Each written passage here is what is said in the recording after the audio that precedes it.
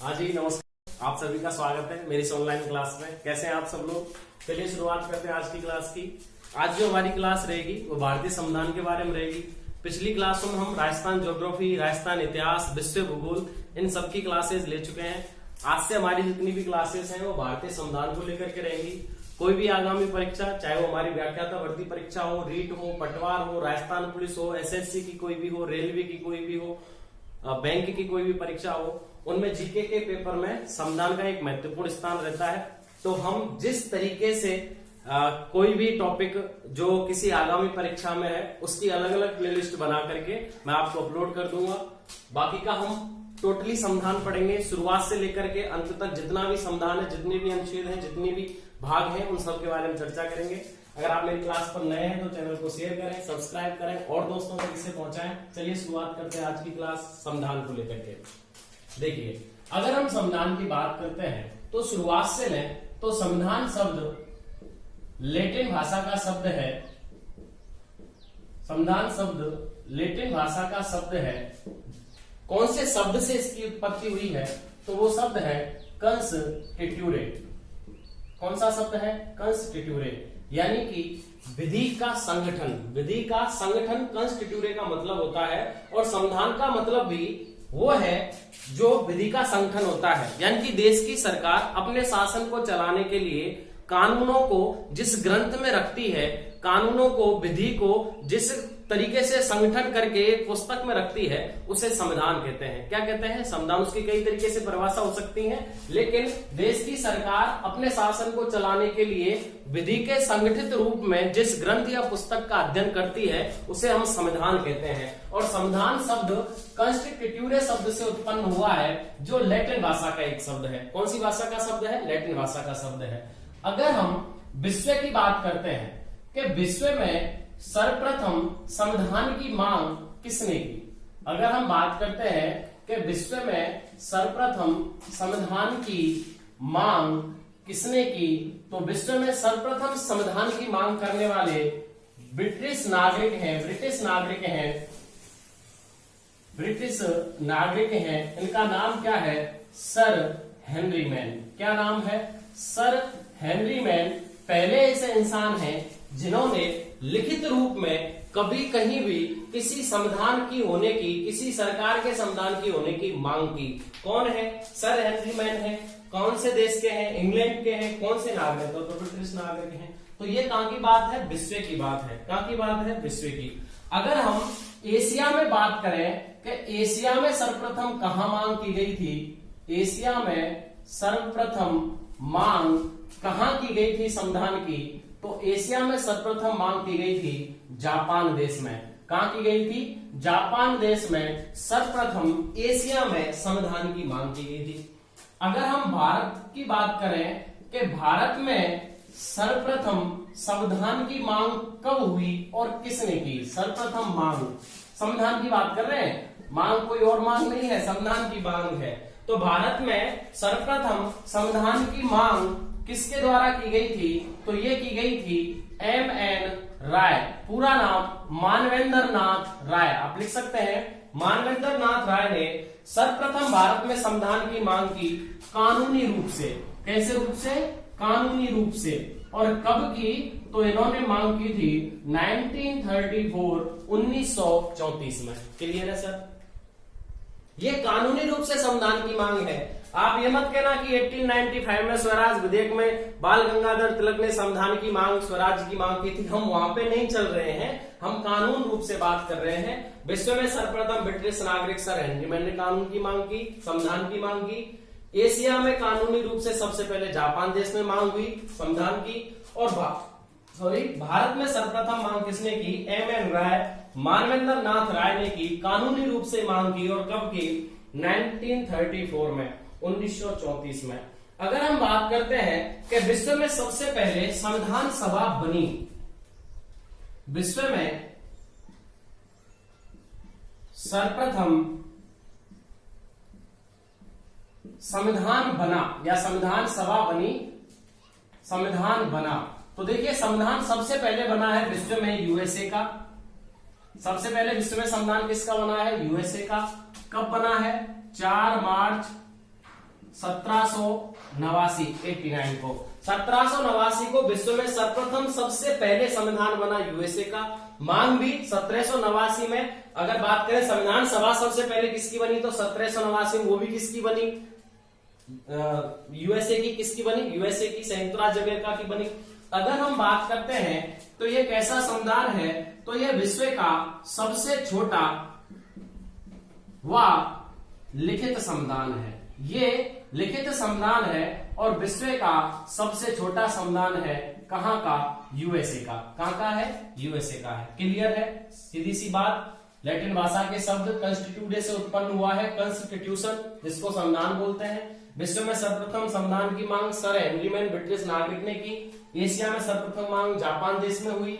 भारत में सर्वप्रथम मांग जो हुई वो एम.एन. राय के द्वारा कानूनी रूप से 1934 में हुई, 1934 में हुई। विश्व में सर्वप्रथम संविधान बना यूएसए का, सबसे छोटा व लिखित संविधान है। कब बना? 4 मार्च 1789 को। तो विश्व में सबसे पहले संविधान सभा का गठन भी कहां हुआ? तो यूएसए में। लिख सकते हैं संविधान सभा का सर्वप्रथम गठन कहां हुआ? यूएसए में हुआ। क्लियर है? और एशिया में सबसे पहले संविधान भी किसका बना था? जापान का। और मांग भी कहां हुई थी? जापान में। क्लियर है?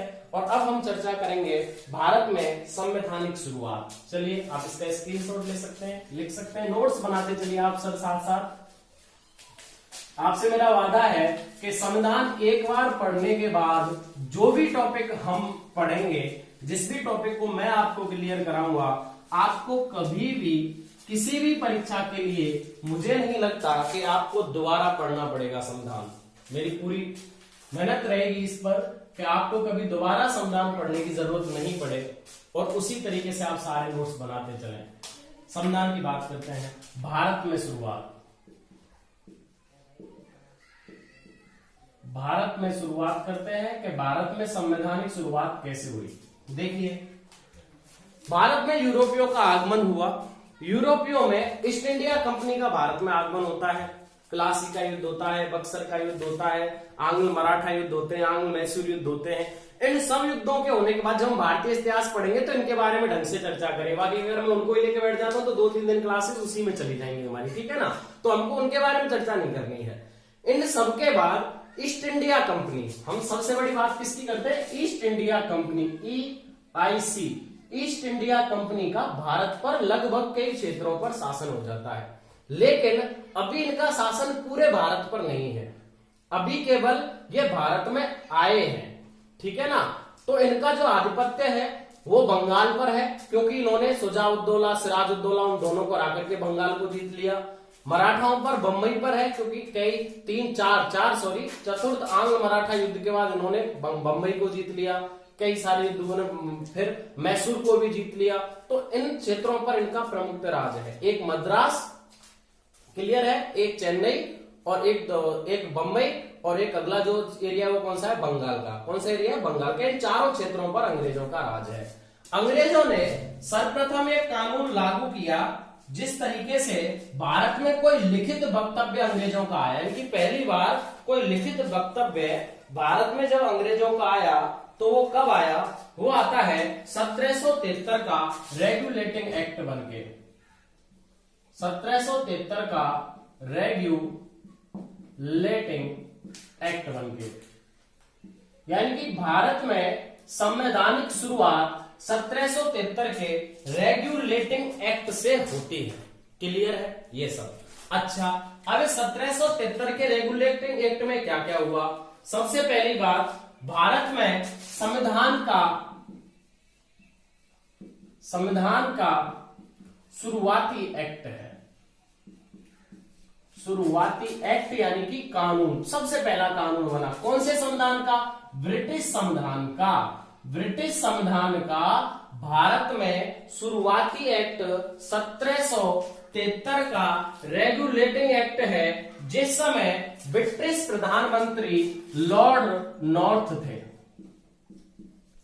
लॉर्ड नॉर्थ ब्रिटिश कौन थे? प्रधानमंत्री थे। ब्रिटिश कौन थे? प्रधानमंत्री। क्लियर है? ब्रिटिश ने, यानी कि ब्रिटिश सरकार ने, इंग्लैंड ने सबसे पहले ईस्ट इंडिया कंपनी पर एक तरीके से अपना अधिकार करना शुरू किया। ईस्ट इंडिया कंपनी पर अधिकार करना शुरू किया। साधारण लाइनें लिखेंगे, समझदारी से लिखेंगे, एक एक चीज को समझेंगे, क्यों हुआ, कैसे हुआ। तो ईस्ट इंडिया कंपनी पर अधिकार करना शुरू किया किसने? ब्रिटिश शासन ने। ब्रिटिश शासन मतलब इंग्लैंड ने। तो मैं डायरेक्ट कहूंगा इंग्लैंड। अब जब भी ब्रिटिश शासन की बात आएगी तो मैं डायरेक्ट इंग्लैंड बोलूंगा। तो इंग्लैंड ने ईस्ट इंडिया कंपनी पर अधिकार करना शुरू किया और इंग्लैंड संविधान का शुरुआती एक्ट 1773 का रेगुलेटिंग एक्ट है। इन्होंने क्या किया? कंपनी के प्रशासनिक और राजनीतिक कार्यों को मान्यता दे दी। कंपनी ईस्ट इंडिया कंपनी कौन सी? East India Company. कंपनी के प्रशासनिक एवं राजनीतिक कार्यों को मान्यता। पहली बार कंपनी पर अधिकार करना इन लोगों ने शुरू किया। कंपनी की राजनीति को, कंपनी के प्रशासनिक कार्यों को अलग अलग मान्यता दे दी। किसके द्वारा? इंग्लैंड सरकार के द्वारा। किसके द्वारा? इंग्लैंड सरकार के द्वारा।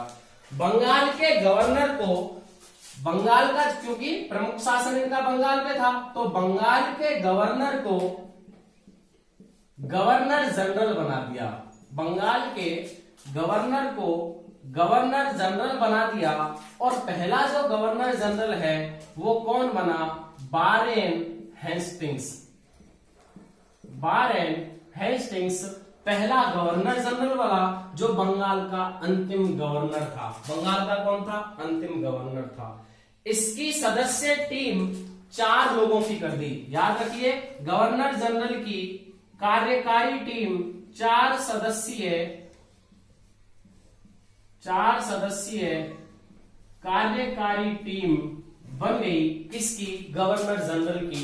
और वो कौन था? पहले बंगाल का गवर्नर था। कौन था सर? बंगाल का गवर्नर था।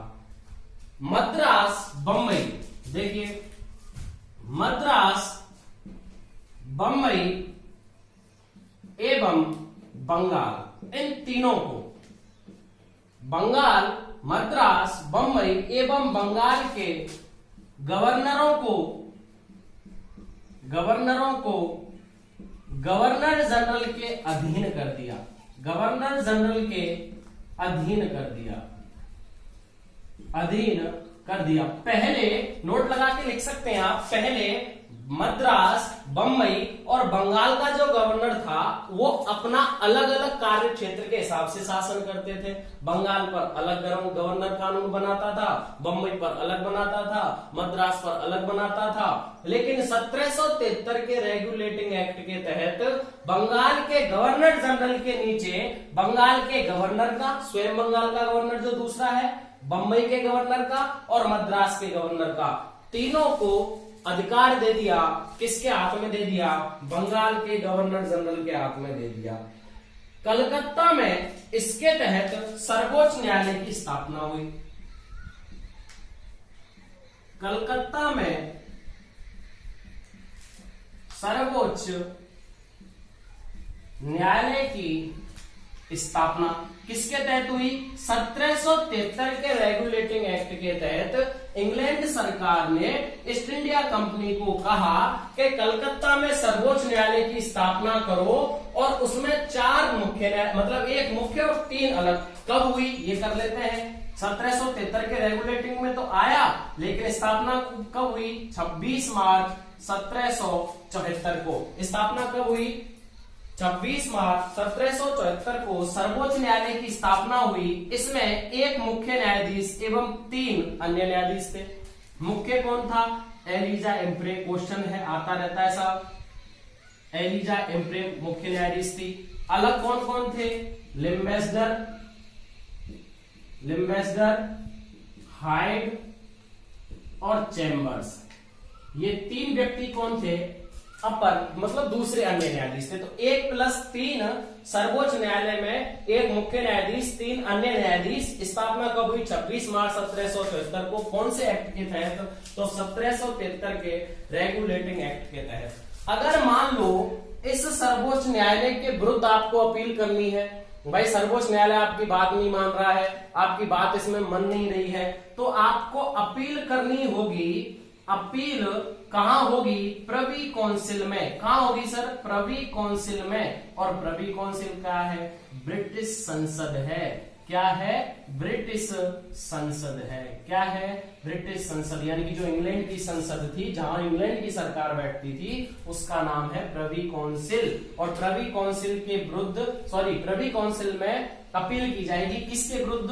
कलकत्ता के सर्वोच्च न्यायालय के विरुद्ध। कलकत्ता के सर्वोच्च न्यायालय के विरुद्ध अपील कहां की जाएगी? प्रिवी काउंसिल में। कहां की जाएगी? प्रिवी काउंसिल में। एक लाइन और आप इसमें लिखते हैं कि जो ईस्ट इंडिया कंपनी है, जो कंपनी है जो भारतीय रियासतों से उपहार लिया करती थी, भारतीय रियासतों से या भारतीय लोगों से जो रिश्वत लिया करती थी, उस पर प्रतिबंध लगाया गया। एक लाइन और लिखिए, इसमें आप लिख सकते हैं कि कंपनी के भारतीय लोगों से उपहार लेने और रिश्वत लेने पर प्रतिबंध लगाया गया। कौन से एक्ट के तहत? 1773 के रेगुलेटिंग एक्ट के तहत पहली बार ब्रिटिश सरकार के द्वारा या ईस्ट इंडिया कंपनी के द्वारा पहली बार भारत में कोई लिखित कानून जारी हुआ, जिसको 1773 का रेगुलेटिंग एक्ट कहते हैं। जो जो घटनाएं हुई वो हमने इसमें पढ़ी। चलिए ठीक है, आगे चलते हैं। एक एक करके लिखते जाइए। वो लाइन भी आप इसमें लिख सकते हैं कि पहली बार क्या हुआ इसमें। हाँ, तो पहली बार इसमें ये हुआ कि भारतीय लोगों से जो अंग्रेजी सरकार यानी कि ईस्ट इंडिया कंपनी, अंग्रेज सरकार यानी कि ईस्ट इंडिया कंपनी जो उपहार लिया करती थी, जो रिश्वत लिया करती थी, उसको ना लेने के लिए पहली बार कोई लिखित कानून आया, मतलब उसे बंद किया गया। ठीक है ना? कौन सी बात है? 1773 के रेगुलेटिंग एक्ट की बात है। क्लियर? अगला जो एक्ट है उस एक्ट का नाम है 1781 का संशोधित एक्ट। 1781 का संशोधित एक्ट। देखिए साहब, 1781 के संशोधित एक्ट को अमेंडिंग एक्ट, संशोधित का मतलब अमेंडिंग होता है, अमेंडिंग एक्ट तथा act of settlement, act of settlement कहा गया। क्या कहा गया इसको? एक्ट ऑफ सेटलमेंट या अमेंडिंग एक्ट कहा गया। किसको? 1781 के संशोधित एक्ट को।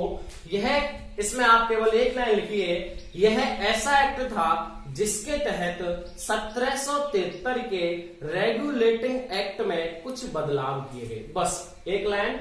कौन से एक्ट को अमेंडिंग एक्ट या एक्ट ऑफ सेटलमेंट कहा गया है?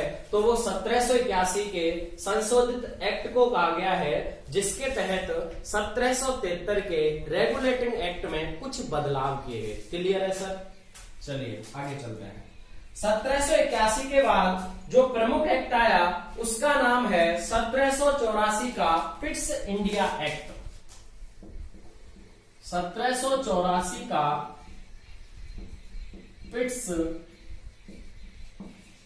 India act. एक एक शब्द, एक एक लाइन महत्वपूर्ण हिसाब से हम लिखेंगे, समझेंगे उसको। इसमें क्या हुआ कि इन्होंने कंपनी के, देखिए 1773 के रेगुलेटिंग एक्ट के तहत इन्होंने कंपनी के प्रशासनिक और राजनीतिक कार्यों को बताया कि भाई ये होते हैं, इस तरीके से आप काम करो। लेकिन 1784 के पिट्स इंडिया एक्ट के तहत इन्होंने राजनीतिक कार्यों के लिए बोर्ड ऑफ कंट्रोलर और व्यापारिक कार्यों के लिए बोर्ड ऑफ डायरेक्टर की स्थापना। कंपनी के राजनीतिक कार्य के लिए किसका? बोर्ड ऑफ कंट्रोलर एवं राजनीतिक कार्यों के लिए कौन से बोर्ड की स्थापना की? बोर्ड ऑफ कंट्रोलर की। व्यापारिक कार्यों के लिए व्यापारिक कार्य board of directors, board of director की स्थापना। देखिए कंपनी के राजनीतिक कार्यों को तो बोर्ड ऑफ कंट्रोलर में जोड़ दिया, व्यापारिक कार्यों को बोर्ड ऑफ डायरेक्टर में जोड़ दिया, यानी कि दो अलग बोर्ड, दो अलग विभाग बना दिए। राजनीतिक कार्यों के लिए बोर्ड ऑफ कंट्रोलर विभाग बनाया, व्यापारिक कार्यों के लिए बोर्ड ऑफ डायरेक्टर विभाग बनाया। कौन से एक्ट के तहत? 1784 के पिट्स इंडिया एक्ट के तहत। क्लियर है? इसके तहत इन्होंने क्या किया कि जो क्षेत्र था राजस्थान, मतलब पूरा जो भारत था, सॉरी हम राजस्थान की राजस्थान याद आ जाता है, जो पूरा भारत था उसे ब्रिटिश आधिपत्य का क्षेत्र कहा गया।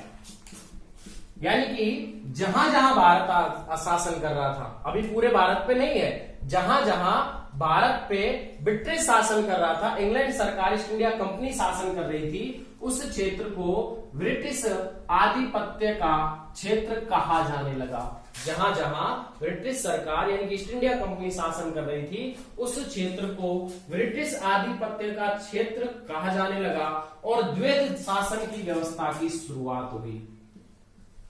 द्वैध शासन की व्यवस्था की शुरुआत हुई, यानी कि इसमें द्वैध शासन की बात तो की गई थी, लेकिन यह कामगर नहीं हुई, यानी कि यह चली नहीं। तो इसमें यह भी कह सकते हैं कि सबसे पहले द्वैध शासन व्यवस्था का नाम कौन से एक्ट में आया था? तो 1784 के पिट्स इंडिया एक्ट में आया था, लेकिन इसका काम कारगर नहीं था, यह नहीं हुआ। द्वैध शासन, द्वैध शासन क्या है? तो द्वैध शासन को मैं बाद में बताऊंगा, हम समझेंगे अभी को 1937 में, 35 में इसको ढंग से समझेंगे। तो ठीक है, आप इतना याद रखिए कि द्वैध शासन एक ऐसा शासन है जिसके तहत केंद्र सरकार स्वयं काम करती है, लेकिन केंद्र सरकार के नीचे दो भाग बना दिए जाते हैं, एक संघ सरकार का, एक राज्य सरकार का। मेन तो केंद्र सरकार होती है, लेकिन राज्य सरकार और संघ सरकार दोनों को नियम बनाने की अनुमति होती है। ये द्वैध शासन है, जिस तरीके से चलता रहता है वो हम और इसको अच्छे ढंग से समझ लेंगे बाद में। तो आप इतना समझिए कि 1784 का पिट्स इंडिया एक्ट आया, कंपनी के राजनीतिक कार्यों के लिए बोर्ड ऑफ कंट्रोलर, व्यापारिक कार्यों के लिए बोर्ड ऑफ डायरेक्टर की स्थापना की गई। ब्रिटिश आधिपत्य का क्षेत्र उस क्षेत्र को कहा गया जहां ईस्ट इंडिया कंपनी शासन करती थी, और द्वैध शासन की व्यवस्था की शुरुआत वाली बात कौन से एक्ट में की गई? 1784 का पिट्स इंडिया एक्ट आया।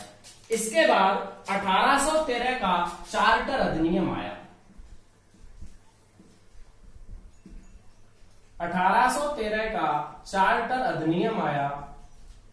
याद रखना, 1813 के चार्टर अधिनियम को मुक्त व्यापार कानून एक्ट कहते हैं। मुक्त व्यापार कानून एक्ट कहते हैं।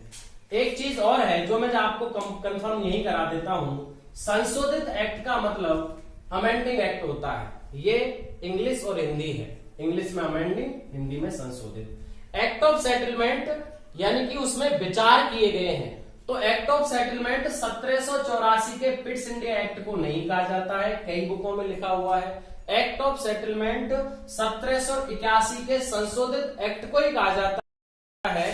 लेकिन अगर 1781 का संशोधित एक्ट नहीं आता है ऑप्शन में, तब हम 1784 का पिट्स इंडिया एक्ट कह सकते हैं, क्योंकि हमने 1773 के रेगुलेटिंग एक्ट में राजनीतिक, व्यापारिक और प्रशासनिक कार्यों को अलग सुनने की बात कही थी, लेकिन वहीं इसमें इनके लिए अलग विभाग की स्थापना हुई। तो यह एक्ट ऑफ सेटलमेंट तब है, तब ऑप्शन में 1781 का संशोधित एक्ट नहीं हो। चलिए, 1813 के चार्टर अधिनियम को मुक्त व्यापार कानून एक्ट कहा जाता है।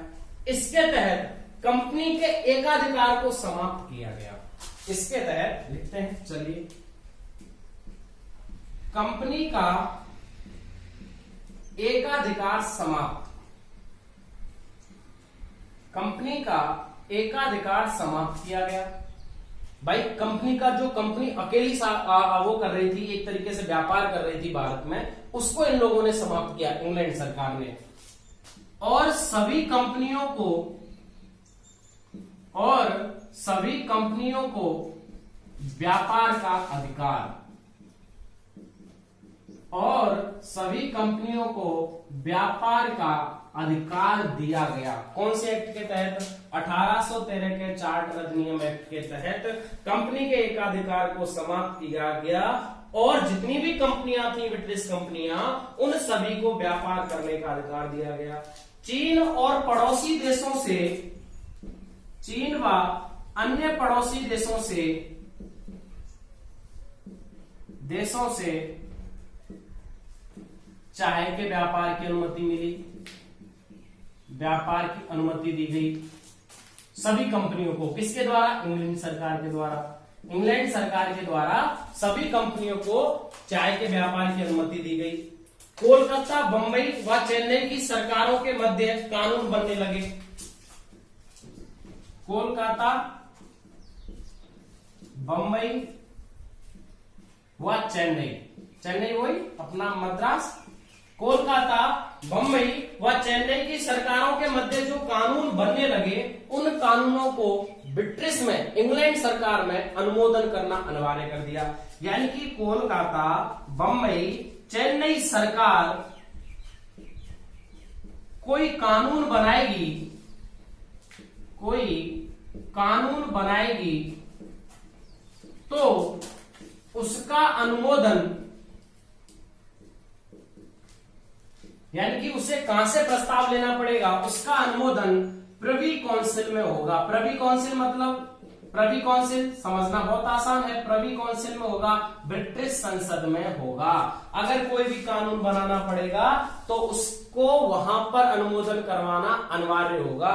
अगर कोलकाता, बंबई और चेन्नई सरकार कोई भी कानून बनाएगी तो वह कानून कहां से बनेगा, कहां से अनुमोदन लेगा? ब्रिटेन, इंग्लैंड सरकार से जाकर के उसका अनुमोदन लेना पड़ेगा।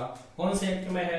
1813 के चार्टर एक्ट में है। 1813 के चार्टर एक्ट में आप एक लाइन और लिख सकते हैं, इस एक्ट के तहत भारतीय शिक्षा पर 1 लाख रुपए प्रतिवर्ष खर्च करना शुरू हुआ। पहली बार भारतीय शिक्षा पर 1 लाख रुपए प्रतिवर्ष खर्च करने की बात कौन से एक्ट में हुई? 1813 के चार्टर अधिनियम के तहत। कब हुई सर? 1813 के चार्टर अधिनियम के तहत हुई। आपको कोई भी लाइन समझ में नहीं आ रही है सर, आप कमेंट में लिख सकते हैं, मैं आपका जवाब दे दूंगा अच्छे ढंग से। जो भी आप लिखेंगे, जिस तरीके से आप पूछना चाहते हैं उसी तरीके से मैं आपको पूरा जवाब दूंगा। ठीक है ना सर? चलिए आगे चलते हैं।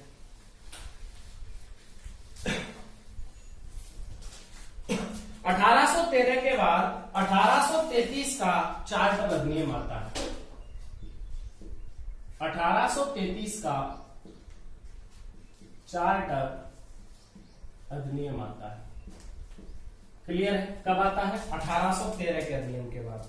1813 के अधिनियम के बाद 1833 का चार्टर अधिनियम आता है, जिसके तहत बंगाल के गवर्नर जनरल को भारत का गवर्नर जनरल बनाया जाता है।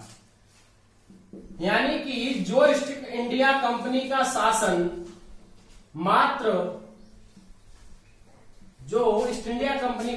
मात्र बंगाल, मद्रास, बंबई पर चल रहा था, उसे लगभग भारत में आधिपत्य किया जाता है। क्यों किया जाता है समझना बहुत आसान है, क्योंकि 1833 तक जितनी भी देशी रियासतें होती हैं वो लगभग अंग्रेजों से संधि कर चुकी होती हैं, इसलिए उनका आधिपत्य लगभग भारत पर हो जाता है।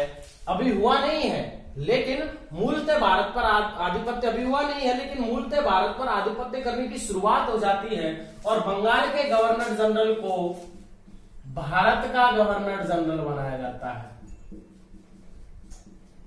भारत का गवर्नर जनरल बनाया जाता है। कौन बना? Lord William Bentinck.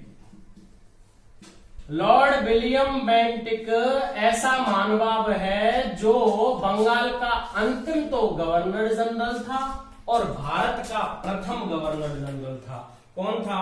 Lord William Bentinck था। कौन था साहब? लॉर्ड विलियम बेंटिक था। अब इसके तहत इन्होंने क्या किया कि जब भारत का गवर्नर जनरल बन गया तो इन्होंने मद्रास को यानी कि चेन्नई को व बंबई सरकार को, बंबई को या बंगाल को, इन तीनों को जो इनके अधिकार समाप्त किए थे, जो मद्रास, बंबई और बंगाल के अधिकारों को समाप्त किया था उन्हें वापस लौटा दिया। लिख सकते हैं मद्रास, बंबई, बंगाल के अधिकारों को वापस लौटाया तथा 1833 के चार्टर अधिनियम के तहत जो पहले कानून लागू हुए, पहला जो कानून लागू हुआ उसे नियामक कानून कहा गया।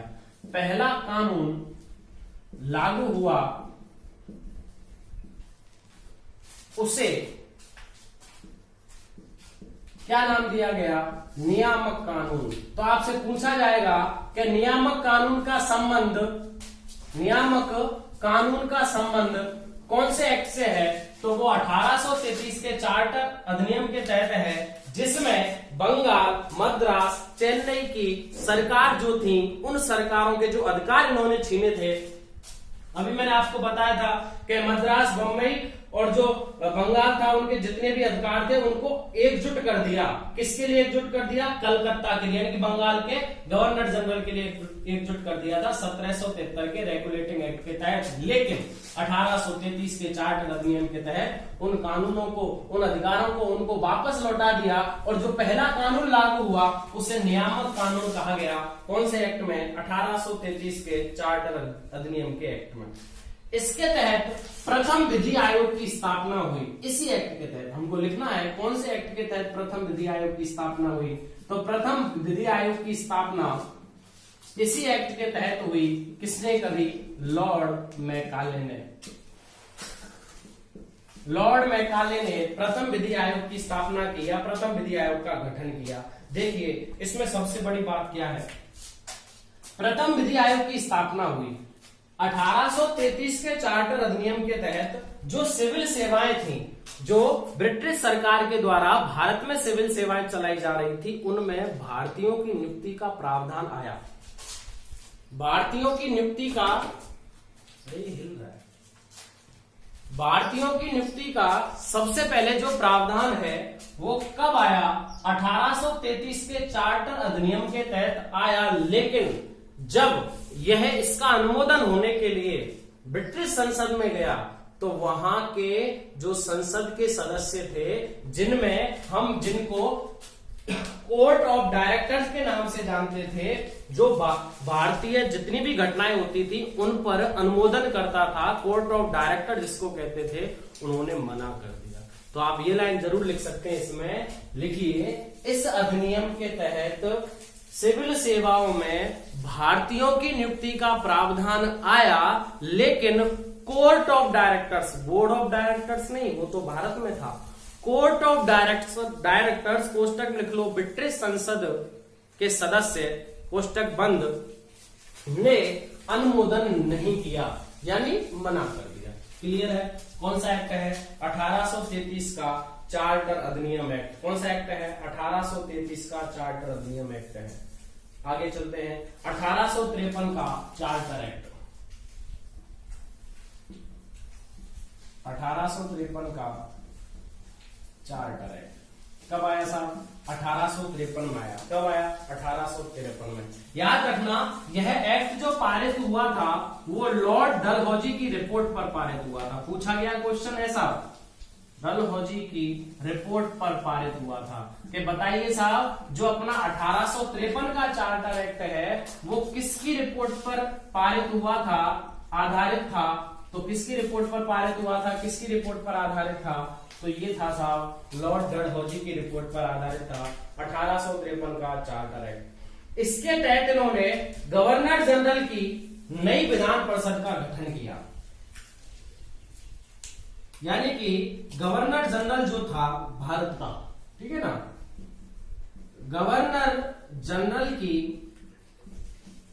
नई विधान परिषद का गठन, विधान परिषद का गठन किया कि गवर्नर जनरल को सलाह देने के लिए गवर्नर जनरल के साथ एक नई विधान परिषद होगी जिसमें कुल मिलाकर के 12 सदस्य हो सकते हैं। कितने सदस्य हो सकते हैं? 12। 12 सदस्य हो सकते हैं, जबकि इसमें जोड़े कितने गए थे? 6 नए जोड़े गए थे। याद रखना कि पूछा जाए कि 1853 के चार्टर अधिनियम के तहत गवर्नर जनरल की नई विधान परिषद का गठन हुआ और इसमें कुल कितने व्यक्ति जोड़े गए थे? 6। और कुल कितने हो सकते हैं? तो 12 हो सकते हैं। कितने हो सकते हैं? 12 हो सकते हैं। देखिए 1853 में चार्टर एक्ट के तहत सिविल सेवाओं के लिए भारतीयों की नियुक्ति के लिए सबसे पहले प्रावधान 1833 के चार्टर अधिनियम के तहत आया था, लेकिन कोर्ट ऑफ डायरेक्टर ब्रिटिश संसद ने इसे मना कर दिया। आ गया, वापस आ गया। लिखिए सिविल सेवाओं में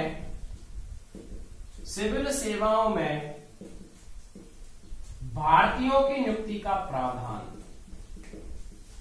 सिविल सेवाओं में भारतीयों की नियुक्ति का प्रावधान आया। अब आ गया, समिति का गठन हुआ लॉर्ड मैकाले समिति का, लॉर्ड मैकाले समिति का गठन, यानी कि किस तरीके से इनका चयन होगा सिविल सेवाओं में भारतीयों का, उसके लिए 1853 में तो ये शामिल कर दिया, और कैसे शामिल करेंगे उसके लिए 1854 में लॉर्ड मैकाले समिति का गठन किया गया, जो सिविल सेवाओं में भारतीयों की नियुक्ति का जो प्रावधान 1853 में आया उसको कैसे सुचारू किया जाए, उसके लिए 1854 में लॉर्ड मैकाले समिति का गठन हुआ। किसका गठन हुआ? लॉर्ड मैकाले समिति का गठन हुआ। क्लियर है? ये कब की बात है? 1853 के चार्टर एक्ट अधिनियम की बात है। आगे चलते हैं। 1853 के बाद आपको अच्छी तरीके से मालूम है 1857 की क्रांति होती है। 1857 की क्रांति की क्लास में भारतीय इतिहास के जो रूप है, भारतीय इतिहास का जो रूप है 1857 की क्रांति के रूप में, और राजस्थान इतिहास का जो रूप है 1857 की क्रांति के रूप में, वो मैं पढ़ा चुका हूं। राजस्थान इतिहास में 1857 की क्रांति आप पढ़ सकते हैं। 1857 की क्रांति होने के बाद ईस्ट इंडिया कंपनी ही शासन कर रही है। अभी याद रखना, अभी तक ईस्ट इंडिया कंपनी शासन कर रही है। भारत में ईस्ट इंडिया कंपनी का शासन है, लेकिन ईस्ट इंडिया कंपनी को कस के पकड़ रखा है ब्रिटिश सरकार ने। ठीक है ना? कम शासन कंपनी का चल रहा है, कंपनी का शासन ही चलता है, लेकिन कंपनी पर अधिकार शुरू हुआ था 1773 के रेगुलेटिंग एक्ट के तहत। धीरे धीरे अधिकार बढ़ता चला गया कंपनी पर ब्रिटिश सरकार का, और 1857 की जब क्रांति हुई और ईस्ट इंडिया कंपनी भारत में बुरी तरीके से फैल हो गई और भगने से थोड़ा थोड़ा रह गई। अगर देशी रियासतें सहयोग दे देती तो जरूर 1857 में अंग्रेज भाग जाते। यह देख करके महारानी विक्टोरिया घबरा जाती हैं और महारानी विक्टोरिया भारत से ईस्ट इंडिया कंपनी के शासन का बिल्कुल अंत कर देती हैं, और भारत में सीधा का सीधा आधिपत्य हो जाता है किसका? इंग्लैंड सरकार का, यानी कि महारानी का शासन हो जाता है। इसको डायरेक्ट इंग्लैंड बना दिया जाता है, यानी कि सीधा का सीधा शासन इंग्लैंड सरकार का हो जाता है। कंपनी को पूर्ण तरीके से खत्म कर दिया जाता है और एक नया अधिनियम आता है 1858 का अधिनियम। 1858 का भारत शासन अधिनियम आएगा।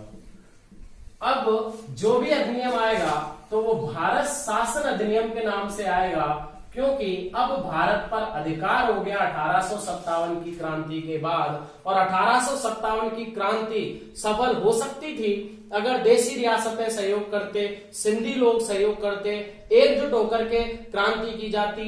योग्य नेताओं का अभाव रह गया था, इस वजह से वो असफल हो गई। सफल हो जाती, जब असफल हो गई तो ईस्ट इंडिया कंपनी का शासन डगमगा गया। लेकिन इसी को सुनते हुए महारानी विक्टोरिया ने ईस्ट इंडिया कंपनी को पूर्णतः समाप्त कर दिया, और जो भारत का गवर्नर जनरल था उस पद को समाप्त करके भारत का वायसराय पद लाया, जो सीधा का सीधा महारानी विक्टोरिया का प्रतिनिधि था। उससे ईस्ट इंडिया कंपनी से कोई मतलब नहीं था। तो चलिए शुरुआत करते हैं 1858 के भारत शासन अधिनियम की। लिख सकते हैं 1857 की क्रांति के बाद ईस्ट इंडिया कंपनी के शासन का अंत महारानी विक्टोरिया का शासन शुरू, महारानी विक्टोरिया का शासन शुरू। भारत का गवर्नर जनरल कुछ भी हो, ईस्ट इंडिया कंपनी का प्रतिनिधि था।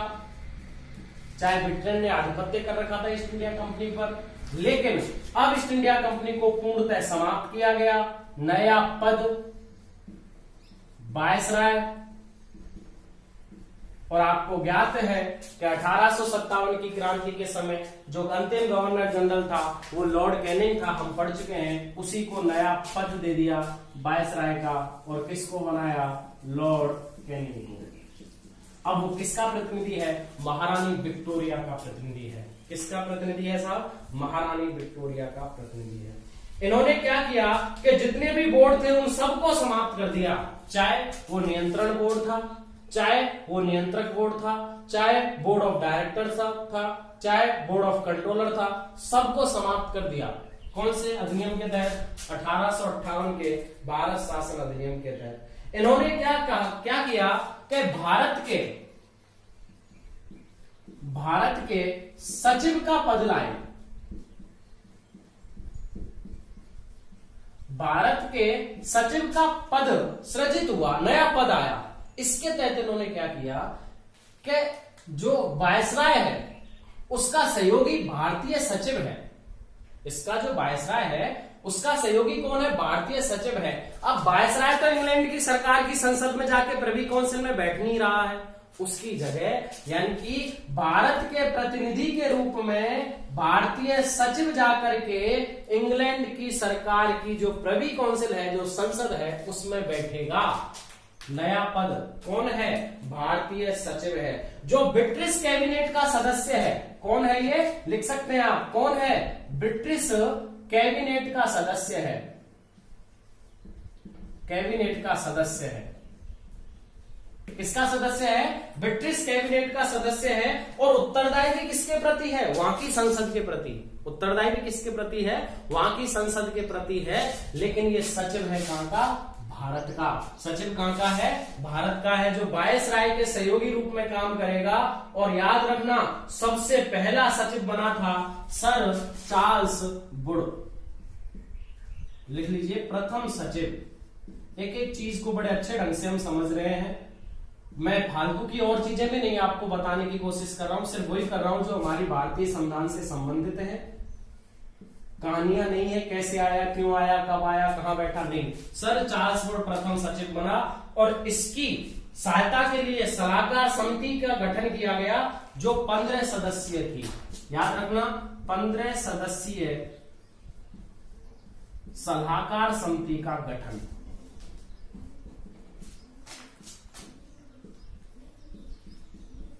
क्लियर है? कौन से अधिनियम के तहत हुआ ये? 1858 के भारत शासन अधिनियम के तहत ये हुआ था। और याद रखना, अगर पूछा जाए कि साहब ये जो घोषणा हुई किस तरीके से हुई, किसने की, तो ये जो घोषणा है यानी कि जो अधिनियम है, ये पढ़ करके भाई साहब ने सुनाया था, लॉर्ड कैनिंग ने। और कहां सुनाया था? इलाहाबाद में। लिखना, कहां सुनाया था? इलाहाबाद में पढ़ करके सुनाया था। यानी ये सारी जो घोषणाएं हैं कि भाई अब ईस्ट इंडिया कंपनी का शासन खत्म हो गया है, महारानी विक्टोरिया शासन करेगी, ये खत्म किया जाएगा, ये नया पद आएगा, सब पढ़ करके किसने सुनाया था? लॉर्ड कैनिंग ने। और कहां सुनाया था?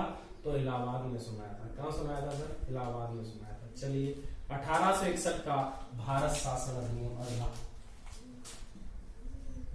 1861 का भारत शासन अधिनियम, यानी कि ये हो क्या रहा है? ये धीरे धीरे भारत पर पूर्णतः आधिपत्य करते जा रहे हैं। और 1857 की क्रांति के बाद पूरा आधिपत्य हो गया वही अंग्रेजों का। बहादुर शाह जफर को भगा दिया रंगून, उसके पुत्र और पोतों को गोली मार दी, पूरे भारत पर अधिकार हो गया इनका। अब कोई नहीं है, अब केवल अंग्रेज शासन कर रहे हैं। 1858 से मूलतः इनका शासन शुरू होता है। तो 1861 का भारत शासन अधिनियम आया। इसमें प्रतिनिधि संस्थाओं का जन्म हुआ। इसको हमको बड़े अच्छे ढंग से समझना है। मूल शासन क्या क्या हुआ देखिए। प्रतिनिधि संस्थाओं का जन्म, प्रतिनिधि संस्थाओं का जन्म, यानी कि पहली बार इन्होंने, अंग्रेजों ने कहा कि जो लोग हैं भाई जो सामान्य लोग हैं वो हम तक डायरेक्ट अपनी बात नहीं पहुंचा सकते हैं। हर आदमी आकर के हमारे दरवाजे पे आकर के नहीं खटकाएगा कुंडी, ठीक है ना भाई। तो इन्होंने कहा कि जनप्रतिनिधि बनाओ, संस्थाएं बनाओ, हमको कोई भी बात करनी है तो वह जनप्रतिनिधि आकर के हमसे बात करेगा। तो प्रतिनिधि संस्थाओं का जन्म 1861 के भारत शासन अधिनियम में सुचारू किया गया, ठीक है ना। इन्होंने क्या किया कि जो कोनिंग था, अपना जो वायसराय था, उसकी विभागीय व्यवस्था और कानून व्यवस्था के निर्माण के लिए प्रतिनिधियों को नामांकित करने का प्रावधान शुरू किया। किसका प्रावधान शुरू किया? प्रतिनिधियों को नामांकित करने का प्रावधान शुरू किया। प्रतिनिधियों का जन्म हुआ किस किस के लिए? प्रतिनिधियों का जन्म, अच्छा, जो प्रतिनिधि बन रहे हो किसके लिए बन रहे? विभागीय व्यवस्था, इसी में हम आगे लिख सकते हैं, विभागीय व्यवस्था एवं कानून व्यवस्था के निर्माण प्रक्रिया में सहयोगी के रूप में।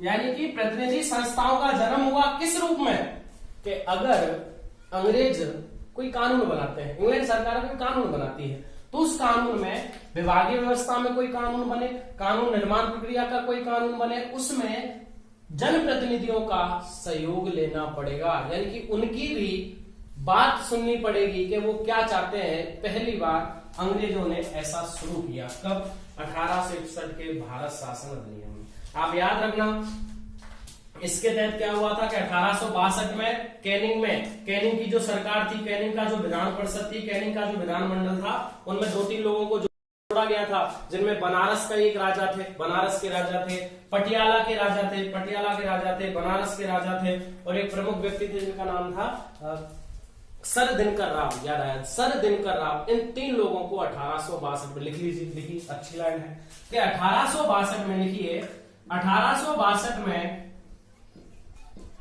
कैनिंग की विधान परिषद में, याद है ना, विधान परिषद का गठन हुआ था। हाँ, कैनिंग की विधान परिषद में बनारस एवं पटियाला के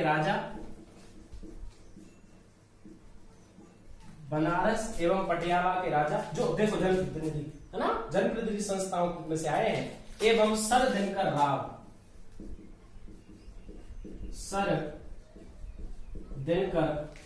राव को शामिल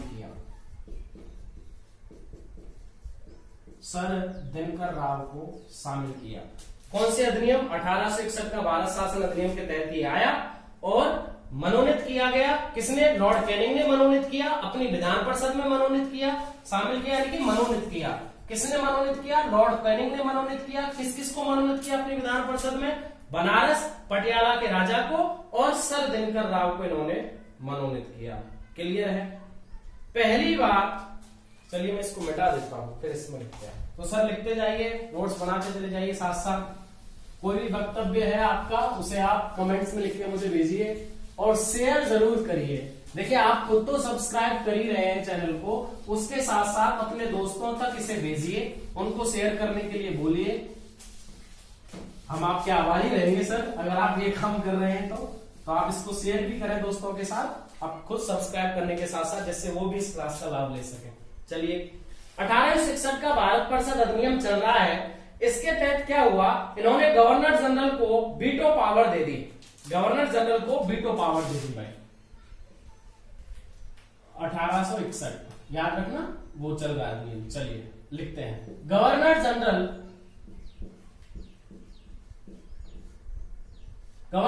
यानी कि वायसराय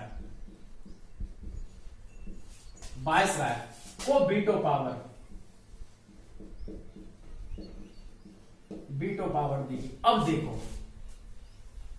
वायसराय कौन है? भारत का प्रतिनिधि। वायसराय तो भारत के गवर्नर जनरल को इंग्लैंड के द्वारा वायसराय बना दिया, महारानी विक्टोरिया के द्वारा वायसराय बना दिया गया।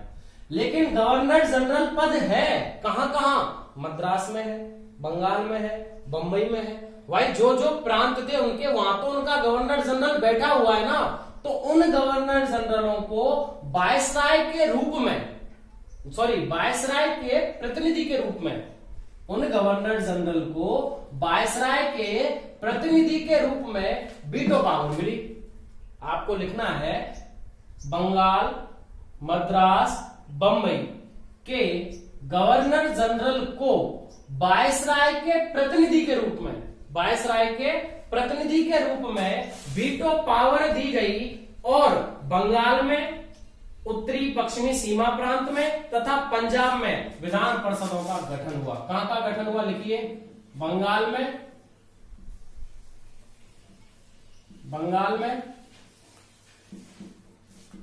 उत्तरी पश्चिमी सीमा प्रांत में, बंगाल में हुआ, उत्तरी पश्चिमी सीमा प्रांत में हुआ, उसके साथ साथ पंजाब में हुआ विधान परिषदों का गठन।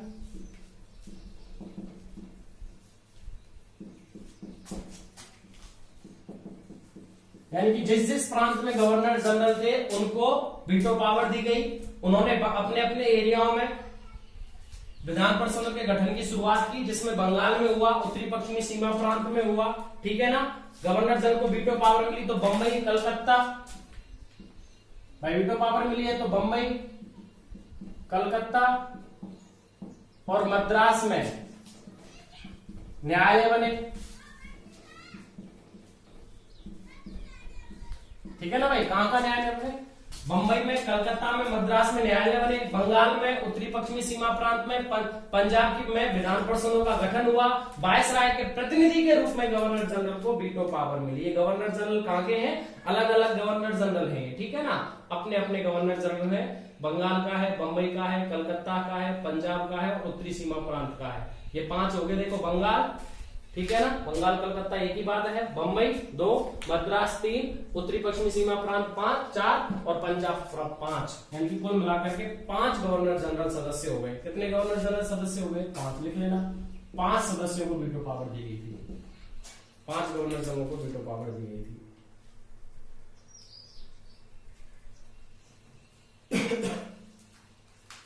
चलिए आगे चलते हैं, वायसराय की परिषद में, जो विधान परिषद है, वायसराय की विधान परिषद है। अब विधान परिषद का कोई भी सदस्य, इस प्रावधान में उन्होंने जारी किया कि जो वायसराय की विधान परिषद का सदस्य जो है, जो वायसराय की विधान परिषद में बैठता है, वो कई विभागों का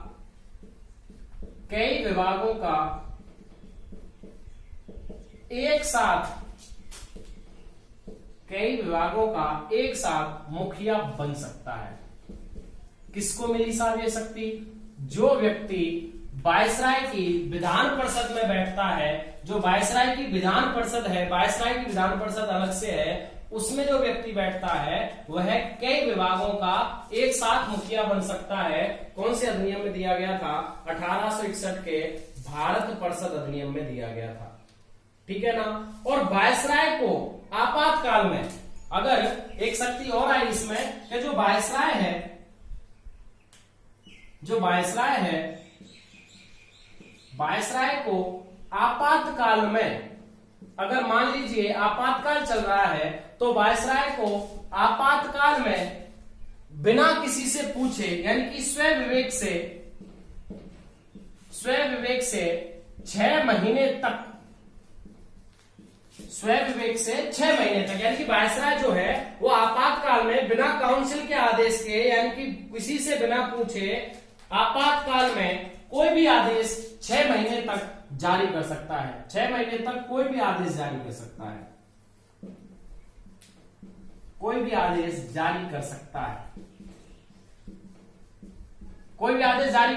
6 महीने तक। किसमें लिखा हुआ है, 1861 के भारत शासन अधिनियम लिखा हुआ है देखिए दो चीजें मेन है कि वायसराय की विधान परिषद का जो भी सदस्य है वो कई विभागों का एक साथ मुखिया बन सकता है, एक से अधिक विभागों का। और वायसराय को खुद आपातकाल में स्वयं विवेक से, बिना काउंसिल से पूछे, बिना किसी से बातचीत किए, अपने स्वयं विवेक से 6 महीने तक कोई भी आदेश को जारी करने का प्रावधान है। कौन से अधिनियम में था? 1861 के भारत शासन अधिनियम में था। कौन से अधिनियम में था? 1861 के भारत शासन अधिनियम में था। चलिए बात करते हैं 1892 का भारत शासन अधिनियम, यानी कि एक अंग्रेजों का शासन आ रहा है, जो ब्रिटिश सरकार है वो अपने अधिनियम कानून बना करके भेज रही है कि किस तरीके से इनको भारत पर अधिकार करना है। तो जो मुख्य मुख्य लाइनें उनको हम इसमें जोड़ते जा रहे हैं। 1892 का भारत शासन अधिनियम आया, इसने विधान परिषद में गैर सरकारी सदस्यों की संख्या बढ़ा दी। ठीक है ना भाई? जो विधान परिषद थी किसकी? ये नहीं, विधान परिषद किसकी? वायसराय की। वायसराय की विधान परिषद में, वायसराय की विधान परिषद में गैर सरकारी सदस्यों की संख्या बढ़ा दी। संख्या बढ़ाई, कितनी बढ़ाई? 12 से 16, यानी कि 12 से 16 व्यक्ति जो हैं वो गैर सरकारी सदस्य यानी कि प्रतिनिधि संस्थाओं से हो सकते हैं। याद रखिए, गैर सरकारी सदस्य मतलब जनप्रतिनिधि जो संस्थाएं जिनकी स्थापना हुई थी, उन जनप्रतिनिधि संस्थाओं से गैर सरकारी सदस्य हो सकते हैं। कितने हो सकते हैं? 12 से 16 हो सकते हैं। किसने बढ़ाई ये संख्या? विधान परिषद में, वायसराय में 1892 के भारत शासन अधिनियम ने बढ़ा दी। इतना याद रखना कि 1861 का जो भारत शासन अधिनियम आया था उसमें वायसराय की विधान परिषद में गैर सरकारी सदस्यों की संख्या, आप उसमें एक लाइन और लिख सकते हैं, गैर सरकारी सदस्यों की संख्या 6 से 12 थी। 6 से 12 थी। उसी के रूप में तो 3 लोगों को शामिल किया गया था। मुख्य 3 लोग पहले शामिल हुए थे, लेकिन हो कितनी सकती थी? 6 से 12 हो सकती थी। किसकी विधान परिषद में? वायसराय की विधान परिषद में सदस्य संख्या 6 से 12। गवर्नर वो 1861 के भारत शासन अधिनियम में थी, और 1892 के भारत शासन अधिनियम में विधान परिषद में गैर सरकारी सदस्यों की स्थापना 12 से 16 संख्या के द्वारा बढ़ा दी गई। क्लियर है? इन्होंने क्या किया? एक अप्रत्यक्ष निर्वाचक प्रणाली शुरू की गैर सरकारी सदस्यों के लिए। लिखिए, बहुत अच्छी लाइन है। गैर सरकारी सदस्यों के लिए, गैर सरकारी सदस्यों के लिए अप्रत्यक्ष निर्वाचन प्रणाली शुरू, यानी कि जो गैर सरकारी सदस्य हैं जो विधान परिषद में आ रहे हैं वायसराय की में, उनके लिए अप्रत्यक्ष निर्वाचन प्रणाली शुरू कर दी। लेकिन चुनाव शब्द का कोई उल्लेख नहीं है इसमें। याद रखना, इसमें जो ये भारत शासन अधिनियम है 1892 का, इसमें चुनाव शब्द का नहीं है उल्लेख, लेकिन अप्रत्यक्ष निर्वाचन प्रणाली का है। जो कौन चुन करके आएंगे? गैर सरकारी सदस्य चुन करके आएंगे। कौन चुन करके आएंगे? गैर सरकारी सदस्य चुन करके आएंगे। और जो निजी संस्थाएं हैं, जो जनप्रतिनिधि हैं, वो इनका अप्रत्यक्ष रूप से निर्वाचन करेंगे, इनकी सलाह देंगे एक तरीके से। क्लियर है? तो याद रखना कि अप्रत्यक्ष निर्वाचन प्रणाली सबसे पहले गैर सरकारी सदस्यों के लिए आई थी, 1892 के भारत शासन अधिनियम में आई थी। और निर्वाचन कौन करेंगे? तो जनप्रतिनिधि जो संस्थाएं बनी हैं, उन संस्थाओं की सलाह पर, परामर्श पर अप्रत्यक्ष रूप से, गुप्त रूप से निर्वाचन देकर के उनको साथ विधान परिषद में गैर सरकारी सदस्यों के रूप में मनोनीत किया जाएगा। कितनी संख्या हो सकती है? 12 से 16। कितनी हो सकती है? 12 से 16 हो सकती है। कितनी हो सकती है साहब? 12 से 16 हो सकती है। अगली लाइन लिखिए, आज की क्लास की अंतिम लाइन मैं आपको आज लिखा देता हूं। सबसे पहले भारत में 1895 लिख करके लिखिए, नोट लगा करके। नोट लगाइए सर और लिखिए 1895 में बाल गंगाधर तिलक ने, 1895 में बाल गंगाधर तिलक ने सबसे पहले स्वराज्य विधेयक की, बाल गंगाधर तिलक ने सबसे पहले स्वराज्य विधेयक की स्थापना शुरू की। हाय मैम, ड्यूटी करो।